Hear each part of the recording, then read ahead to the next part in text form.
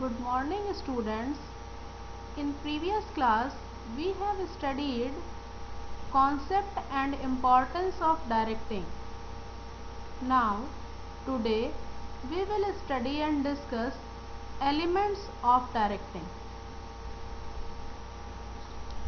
Elements of directing: supervision, motivation, leadership, communication. These are 4 elements of directing. Now, we will discuss in detail these 4 elements one by one. First, we will take supervision. Supervision refers to instructing, guiding, and observing the subordinates at work to ensure that they are working as per plans and to help them in solving their work problem.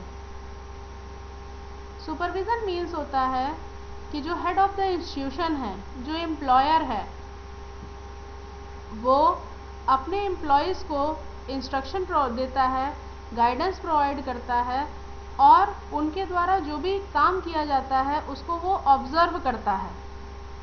और यदि जो working है या जो work है वो as per plan perform नहीं हो रहा है तो जो भी प्रॉब्लम आ रही है उस प्रॉब्लम को सॉल्व करने में वो हेल्प करता है। सुपरविज़न को as an element of directing हम उसकी मीनिंग पढ़ते हैं और as a function perform by supervision उसकी मीनिंग पढ़ते हैं। तो जब हम as an element of directing की बात करते हैं तो उसकी मीनिंग होती है कि इंस्ट्रक्शन गाइडेंस प्रोवाइड करना और सबऑर्डिनेट्स को वर्क करते समय ऑब्जर्व करना कि वो एज पर प्लान वर्क कर रहे हैं या नहीं, और यदि नहीं कर रहे हैं तो उनकी प्रॉब्लम को सॉल्व करना। और अगर हम as a function perform by supervisor की बात करते हैं तो जो सुपरवाइज़र होता है वो इमीडिएटली अबव द वर्कर होता है और सुपरवाइज़र जो है वर्कर से डायरेक्टली रिलेटेड होता है, वर्कर से उसका डे टू डे का डायरेक्ट कांटेक्ट होता है और फ्रेंडली रिलेशन वो वर्कर के साथ मेंटेन करता है। वर्कर के लिए वो as a guide, as a friend और एज ए फिलोसफर वर्क करता है। और अगर हम सुपरवाइज़र की बात करें तो ये लिंक होता है वर्कर और मैनेजमेंट के बीच में।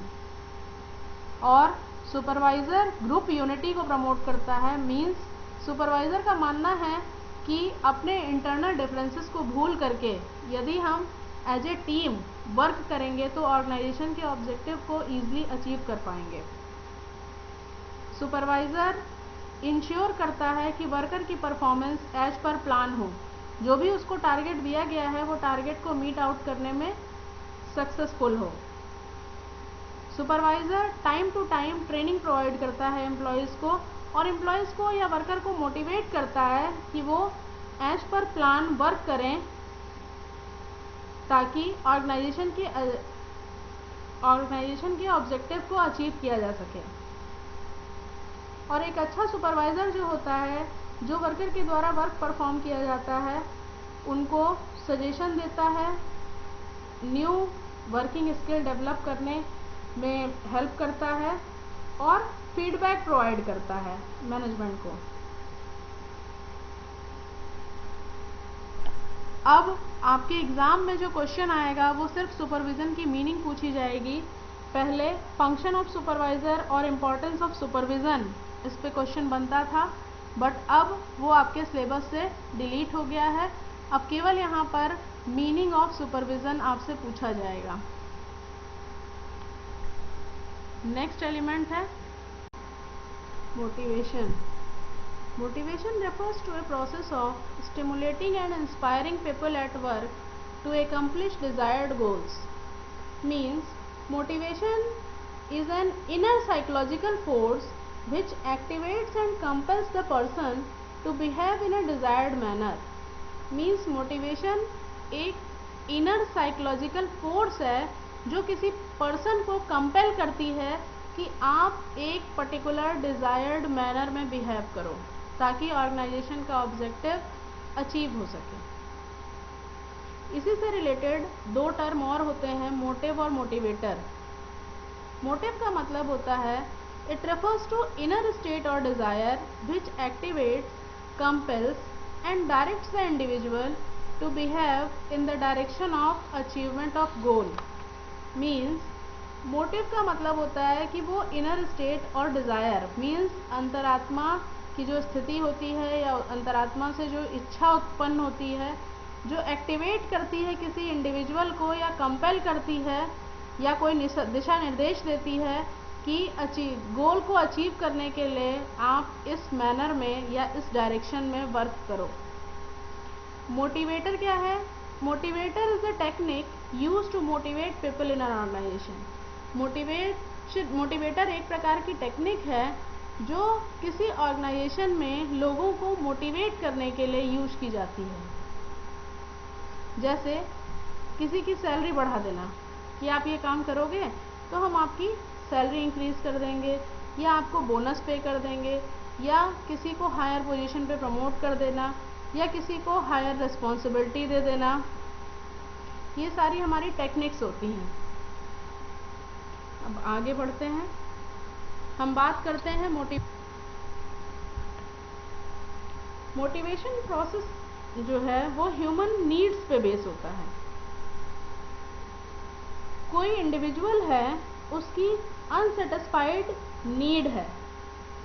जब तक किसी इंडिविजुअल की नीड अनसेटिस्फाइड होगी तो क्या होगा, माइंड में एक प्रकार का टेंशन क्रिएट होगा, और जब माइंड में टेंशन क्रिएट होगा तो जो भी आपकी ड्राइव्स हैं उनको वो स्टिमुलेट करेगा, मतलब उत्तेजित करेगा।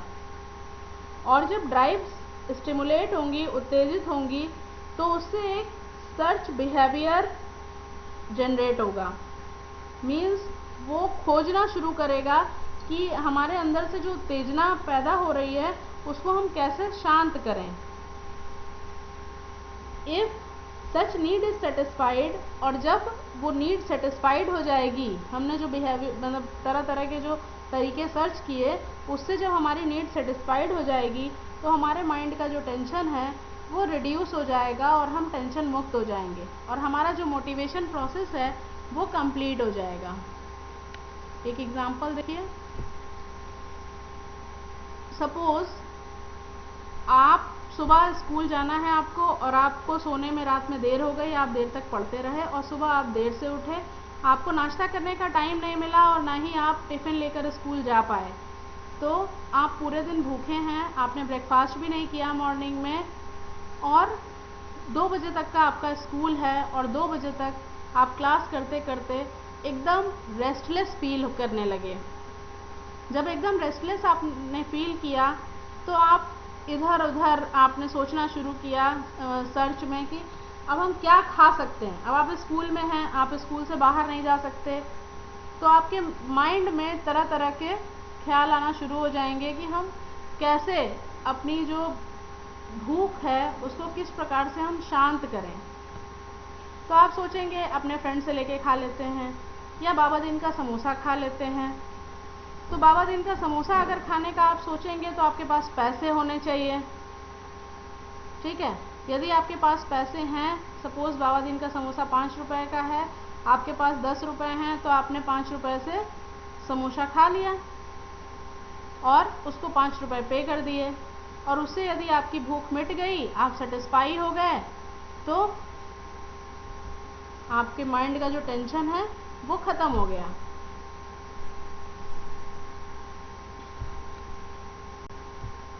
नेक्स्ट आइए फीचर्स ऑफ मोटिवेशन पे। अब मोटिवेशन के फीचर्स की बात करते हैं।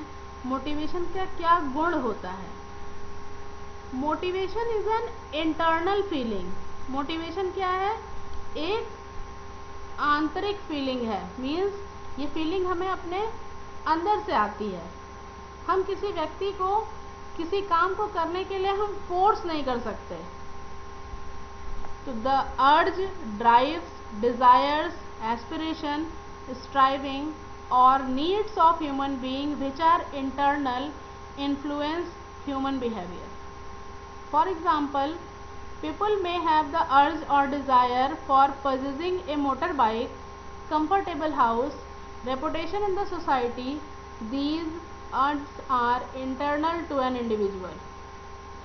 जैसे कोई इंडिविजुअल व्यक्ति है, उसके अंदर से फीलिंग आती है काश हमारे पास भी एक एंड्रॉयड मोबाइल होता, बंगलो होता, मोटर बाइक होती, तो हम भी बाइक चलाते। तो ये जो फीलिंग्स हैं ये किसी भी इंडिविजुअल की अपनी इंटरनल होती है, इंटरनल इच्छा होती है हमारी अंदर से, उसको कहते हैं motivation is an internal feeling. Second point, motivation produces goal directed behaviour. Means जो मोटिवेशन है वो एम्प्लॉयज़ के बिहेवियर को इन्फ्लुएंस करता है, और इस तरीके से इन्फ्लुएंस करता है कि वो ऑर्गेनाइजेशन के गोल को अचीव कर सकें, और जो एम्प्लॉय की परफॉर्मेंस है वो दिन प्रतिदिन इम्प्रूव हो जाए। For example, the promotion in the job में be given to employ with the objective of improving his performance. Means यदि हम किसी एम्प्लॉय को आगे प्रमोशन देंगे तो इस उद्देश्य के साथ देंगे कि वो अपनी परफॉर्मेंस को इम्प्रूव करेगा। मतलब हम किसी ऐसे व्यक्ति को ही आगे की पोजीशन में प्रमोट करेंगे जिसकी परफॉर्मेंस दिन प्रतिदिन इम्प्रूव हो रही होगी। Next, motivation can be either positive और नेगेटिव।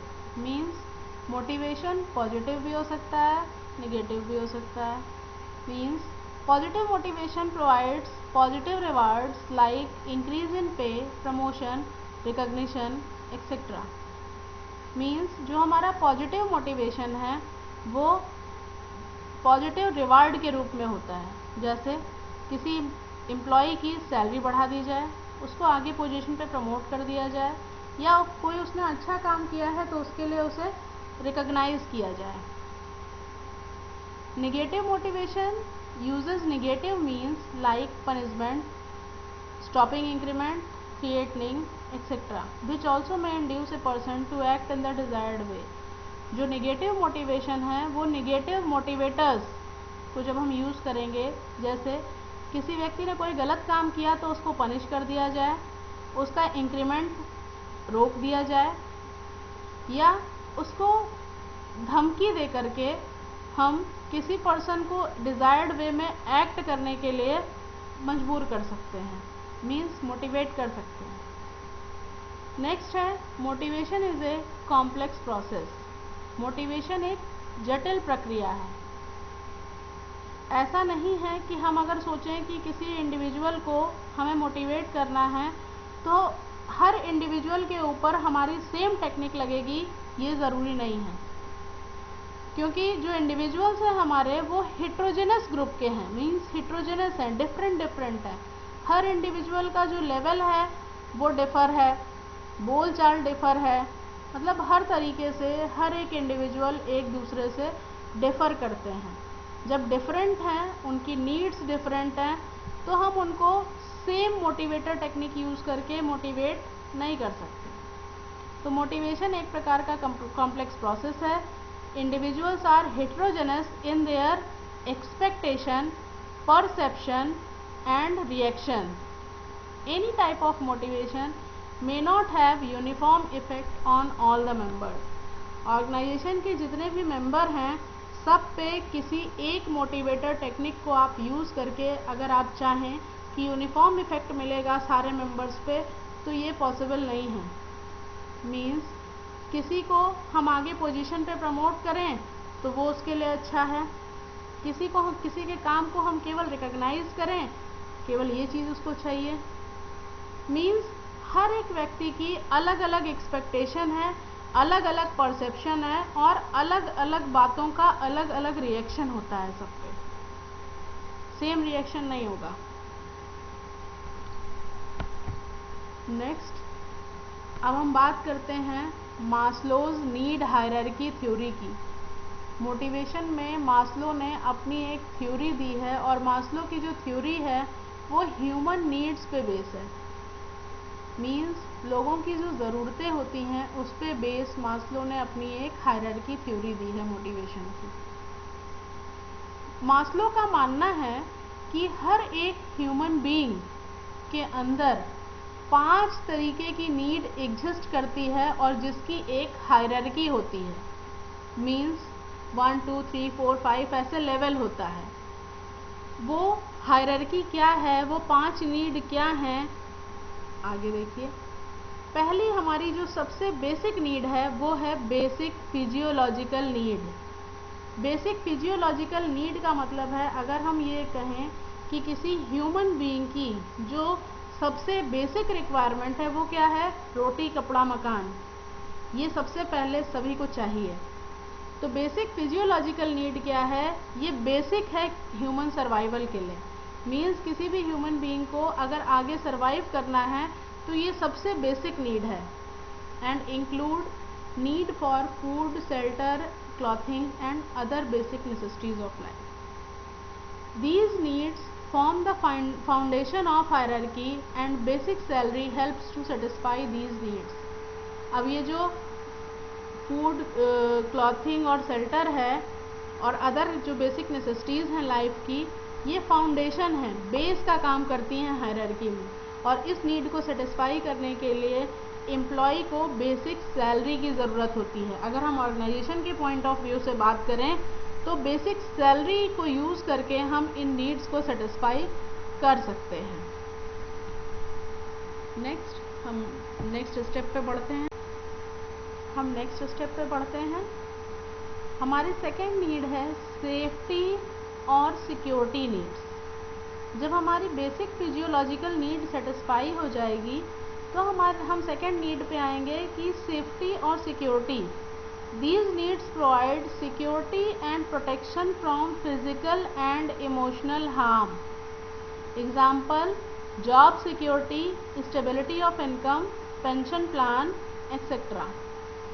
Means ये जो सेफ्टी और सिक्योरिटी नीड है, ये सिक्योरिटी और प्रोटेक्शन प्रोवाइड करती है किसी भी ह्यूमन बीइंग को, फिजिकली और इमोशनली। मीन्स अगर किसी की जॉब सिक्योर है तो वो अपना बेटर ऑर्गेनाइजेशन को दे सकता है।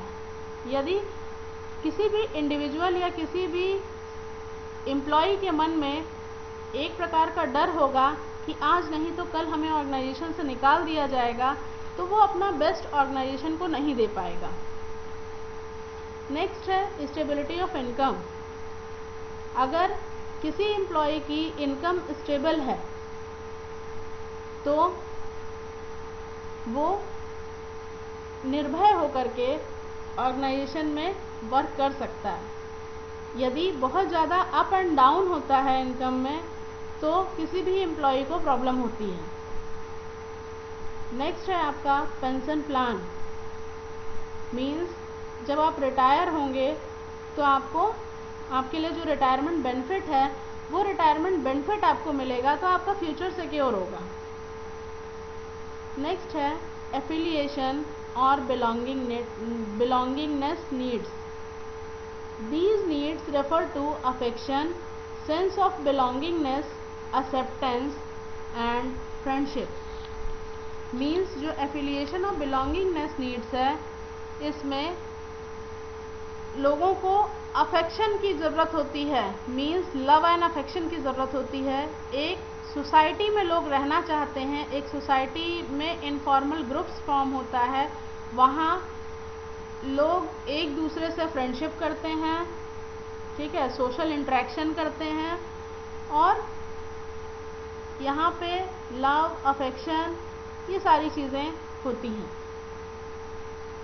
नेक्स्ट है आपका esteem needs. These needs include factors such as self respect, autonomy status, recognition and attention.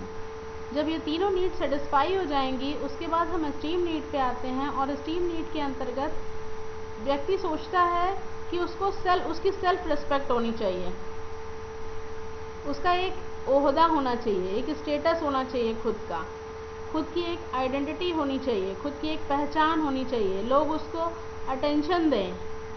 जैसे अभी आप एक स्टूडेंट हो, अभी आपकी पहचान आपके पेरेंट्स से है, अभी आप कहीं भी जाओगे तो कहा जाएगा ये उनका बेटा है, बट आपको कहाँ पहुँचना है, कि जब आप कहीं जाएं तो आपके फादर के लिए ये कहा जाए कि ये इनके फादर हैं, मीन्स आपकी अपनी खुद की कोई आइडेंटिटी हो, खुद का स्टेटस हो, खुद की पहचान हो। नेक्स्ट है सेल्फ एक्चुअलाइजेशन नीड। जब ये भी नीड लोगों की सेटिस्फाई हो जाती है तो सबसे लास्ट नीड आती है self actualization need. Means it is the highest level of need in the hierarchy. जो उन्होंने अपनी हायरार्की बताई है नीड्स की, ये सबसे हाईएस्ट लेवल नीड है। It refers to the drive to become what one is capable of becoming. These needs include growth, self-fulfillment and achievement of goal. Means ये सबसे हाईएस्ट नीड है। इस नीड के अंतर्गत व्यक्ति अपनी लाइफ में जो उसका एम होता है, जो उसका गोल होता है कि हमें इस पोजीशन पे पहुंचना है, जब वो वहाँ पहुंच जाता है तो वो ये मान लेता है कि उसकी सेल्फ एक्चुअलाइजेशन नीड जो है वो सेटिस्फाई हो गई। मीन्स जो उसने अपना एम रखा था कि हमें इस पोजीशन पे पहुंचना है, यदि आप उस पोजीशन पे पहुंच जाते हो तो आप ये मान लो कि आपकी सेल्फ एक्चुअलाइजेशन नीड सेटिस्फाई हो गई। तो मास्लो ने ये 5 नीड जो है दी हैं। जो मास्लो की नीड हायरार्की थ्योरी है उसमें सबसे जो बेसिक नीड है वो है बेसिक फिजियोलॉजिकल नीड। फिर जब ये नीड लोगों की सेटिस्फाई होगी तो वो नेक्स्ट लेवल पे जाएगा जिसको हम कहेंगे सेफ्टी और सिक्योरिटी नीड। फिर जब ये भी नीड सेटिस्फाई होगी तो एफिलिएशन और बिलोंगिंगनेस नीड पे जाएगा, और जब ये नीड सेटिस्फाई होगी तो एस्टीम नीड पे जाएगा, एस्टीम नीड सेटिस्फाई होगी तो सेल्फ एक्चुअलाइजेशन पे जाएगा। तो ये मास्लो ने नीड हायरार्की थ्योरी दी है कि हर एक ह्यूमन बीइंग को के अंदर ये 5 तरीके की ज़रूरतें होती हैं। Assumptions of Maslow's need hierarchy theory. First, people's behavior is based on their needs. Satisfaction of such needs influences their behavior. First है कि जो पीपल का बिहेवियर होता है, लोगों का जो बिहेवियर है वो उनकी नीड पे बेस्ड होता है, और यदि उनकी नीड सेटिस्फाइड हो जाती है तो उनका बिहेवियर चेंज हो जाता है। सेकेंड है people's need are in hierarchical order starting from basics to other higher level need. Maslow का कहना है कि जो लोगों की ज़रूरतें हैं, नीड हैं, वो एक हायरार्की में होती हैं, बेसिक लेवल से स्टार्ट होती हैं और अदर हायर लेवल की तरफ बढ़ते जाते हैं।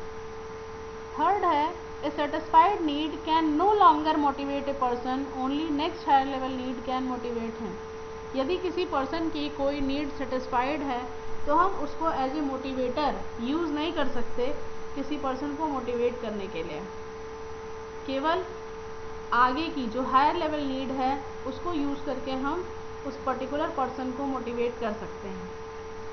A person moves to next higher level of hierarchy only when lower need is satisfied.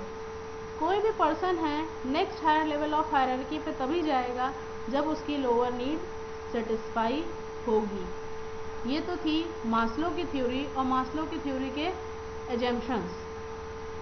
अब हम अगर कंक्लूजन की बात करें तो it is said that need hierarchy may not follow the sequence stated by Maslow. ये कहा गया है, मतलब कुछ लोगों ने क्रिटिसाइज़ किया है मास्लो की हायरार्की थ्योरी को।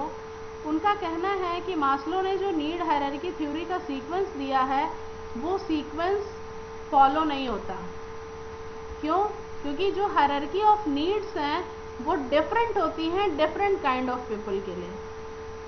मीन्स यदि हम किसी म्यूजिशियन की बात करते हैं, किसी पेंटर की बात करते हैं, तो उसके लिए बेसिक फिजियोलॉजिकल नीड बेसिक ना होके उसके लिए सेल्फ एक्चुअलाइजेशन नीड जो है वो बेसिक होगी।